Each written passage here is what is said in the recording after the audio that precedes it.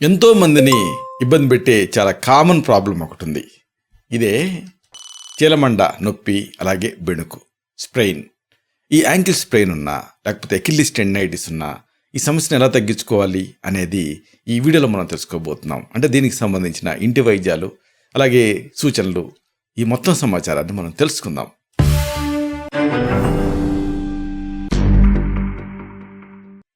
మిత్రులారా, నమస్కారం.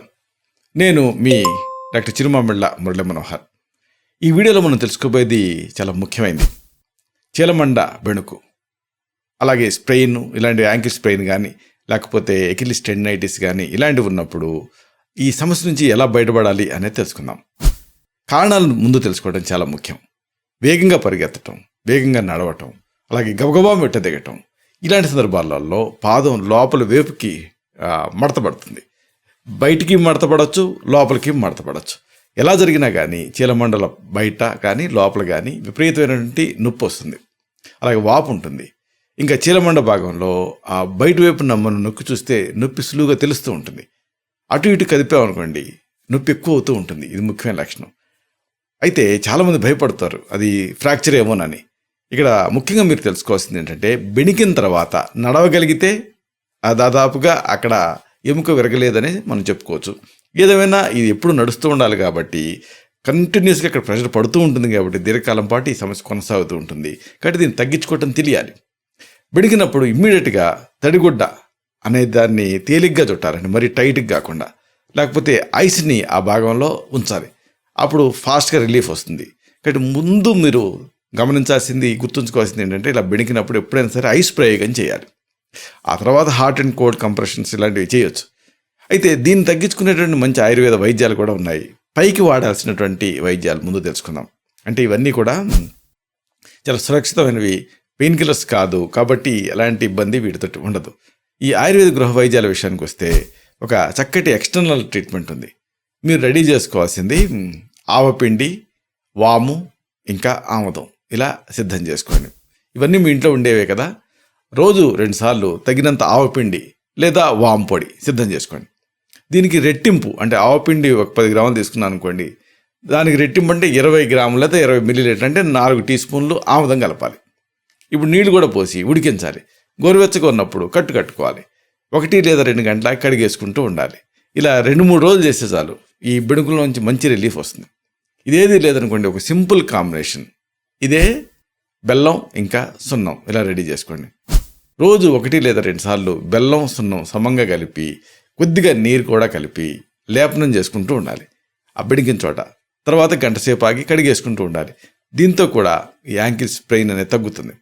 మరొక అద్భుతమైన లేపనం మీరు రెడీ చేసుకోవాల్సింది చింతపండు ఇంకా బెల్లం. ఇలా రెండు కూడా సిద్ధం చేసుకోండి. రోజు 1 లేదా 2 సార్లు ఈ చింతపండు పులుసు, బెల్లం కలిపి పేస్ట్లా చేసి లేపనం చేసుకోవాలి. గంట సేపు ఆగి కడిగేసుకుంటూ ఉండాలి బెణికిన చోట. దీంతో కూడా రిలీఫ్ ఉంటుంది. మరొక అద్భుతమైన ఆసక్తికరమైన కాంబినేషన్ మీరు రెడీ చేసుకోవాల్సింది వెల్లుల్లి ఇంకా ఉప్పు. ఇలా సిద్ధం చేసుకోండి. రోజు ఒకసారి 1 లేదా 2 సార్లు 1 లేదా 2 వెల్లుల్లి గర్భాలు, అలాగే కొద్దిగా ఉప్పు కలిపి మెత్తగా నూరండి. దీన్ని ఎక్కడైతే బెణికిందో అక్కడ పట్టించండి. గంట సేపు తర్వాత కడిగేసుకుంటూ ఉండండి. ఈలోగా ఎక్కువ మంటగా అనిపించింది అనుకోండి, దాన్ని కడిగేసుకుంటూ ఉండాలి. మంట భరించగలిగితే దాన్ని బేర్ చేయాలి. దీంతో ఇంటర్నల్గా బ్లడ్ సర్క్యులేషన్ పెరిగి హీలింగ్ జరుగుతుంది. అయితే ఈ సమస్య ఇలాగే ఉంటే అప్పుడు ఏం చేయాలి? దీనికి సంబంధించిన చక్కని ఆయుర్వేద ఔషధాలు ఉన్నాయి. వీటిని ప్రిస్క్రైబ్ చేయడం జరుగుతుంది. వీటి ప్రత్యేకత ఏంటంటే, ఈ సురక్షితమైనవి, పెయిన్ కిల్లర్స్ లాగా ఎపిగాస్ట్రిక్ బర్నింగ్ ఇలాంటివి రాదు. ఉదాహరణకు కాంచనార్ గుగ్గులు ఇన్ఫ్లమేషన్ తగ్గిస్తుంది. త్రయోదశాంగ గుగ్గులు, ఈ ఒకవేళ లెగమెంటల్ టేర్ లాంటివి ఉంటే దిస్ విల్ టేక్ కేర్. సాధారణంగా వీటిలోంచి ఏది అనువైందనేది సెలెక్ట్ చేసుకొని ప్రిస్క్రైబ్ చేయడం జరుగుతుంది. 3 పూటల పూటకి 2 మాత్రలు చొప్పున సాధారణంగా దీన్ని ప్రిస్క్రైబ్ చేస్తూ ఉంటాం. మరొకటి మహారాష్ట్రాదిక్వాదం లేదా దశమూలారిష్టం.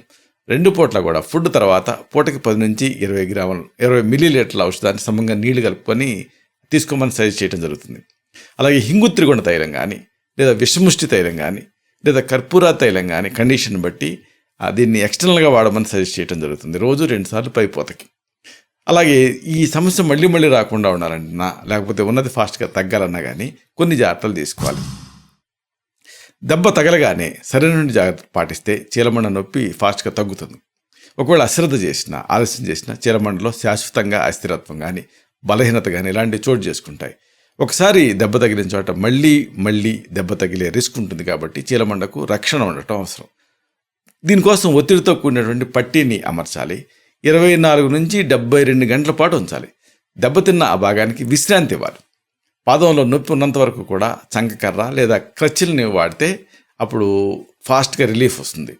దెబ్బ తగిలిన మొదటి 24 నుంచి 72 గంటల్లో వాపును తగ్గించడం కోసం ఐసి గడ్డల్ని బట్టలో చుట్టి 2 గంటలకు ఒకసారి చొప్పున దీన్ని ప్రతిసారి 10 నుంచి 20 నిమిషాల సేపు ప్రయోగిస్తూ ఉండాలి.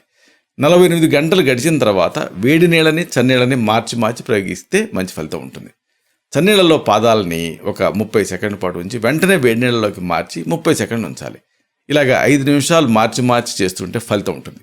మొదటిసారి చన్నీళ్లతో స్టార్ట్ చేసి చివరిసారి చన్నీళ్లతో ఎండ్ చేయాలి. ఈ ట్రీట్మెంట్ని రోజుకి 3 సార్లు రిపీట్ చేస్తూ ఉండాలి. క్రమం తప్పకుండా 2 వారాలు చేస్తే మంచి ఫలితం కనిపిస్తుంది. అలాగే వైద్య సలహాతోటి జాయింట్లో నొప్పి, వాపు, ఎరుపుదనం, వేడి ఇలాంటి ఇన్ఫ్లమేషన్ లక్షణాలు ఉంటే దానికి సంబంధించి ఇప్పుడు మనం చెప్పుకున్న ఈ కాంచనార గుగ్గులు ఇలాంటి ఔషధాలను వాడుకోవచ్చు. మొదట 2 రోజులు వీటిని క్రమం తప్పకుండా నిర్ణీతమైన మోతాదులో, నిర్ణీతమైన టైంలో వాడటం ముఖ్యం.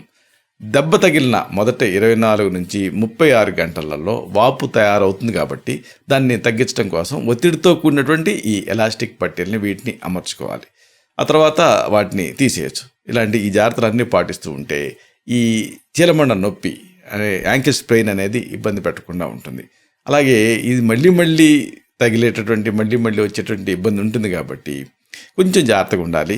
నడక విషయంలో ఇప్పుడు మనం చెప్పుకున్నటువంటి అన్ని కారణాలపైన దృష్టి పెట్టడం అనేది చాలా అవసరం. ఇలాంటి మరిన్ని ఇన్ఫర్మేటివ్ వీడియోస్ కోసం ఈ ఛానల్ని సబ్స్క్రైబ్ చేసుకోండి. అలాగే ఈ వీడియోలు అప్లోడ్ అవడంతోనే ఆ విషయం మీకు తెలియడం కోసం బెల్ బటన్ క్లిక్ చేయండి.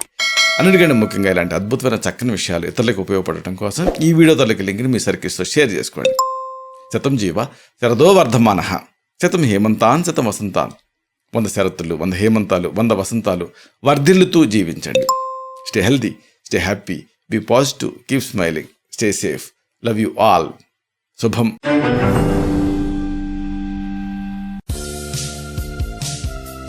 Doctor Chirumamilla Murali Manohar, MD, Ayurveda, Raksha Ayurvedalaya, plot number 13, Rammurthy Nagar, CBCID colony, Hyder Nagar, Hyderabad 5,85,000, Telangana state, India.